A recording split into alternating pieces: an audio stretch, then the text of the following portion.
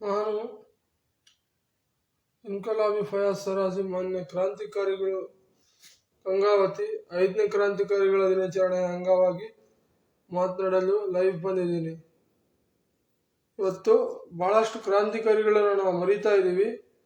ಅದರಲ್ಲಿ ಅಂತಾರಾಷ್ಟ್ರೀಯ ಮಟ್ಟದಲ್ಲಿ ಬಹಳಷ್ಟು ಕ್ರಾಂತಿಕಾರಿಗಳನ್ನು ಆಲ್ರೆಡಿ ಮರೆತು ಬಿಟ್ಟಿವಿ. ಈಗ ಇನ್ನು ಮುಂದೆ ಆದರೂ ಇಂಥ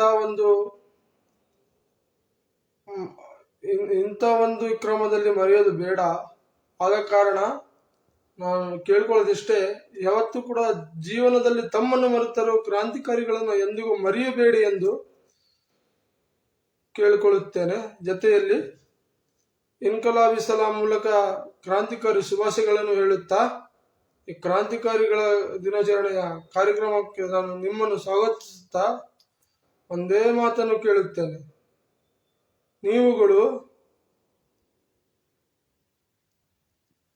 ಕ್ರಾಂತಿಕಾರಿಗಳನ್ನ ಯಾಕೆ ಮರಿತಾ ಇದ್ದೀರಿ? ಏನ್ ಕಾರಣಕ್ಕೆ ಮರಿತಾ ಇದ್ದೀರಿ? ಅವರ ಆದರ್ಶವನ್ನ ನಿಮಗೆ ಅವರ ಆದರ್ಶವನ್ನ ಆದ್ರೆ ನೀವು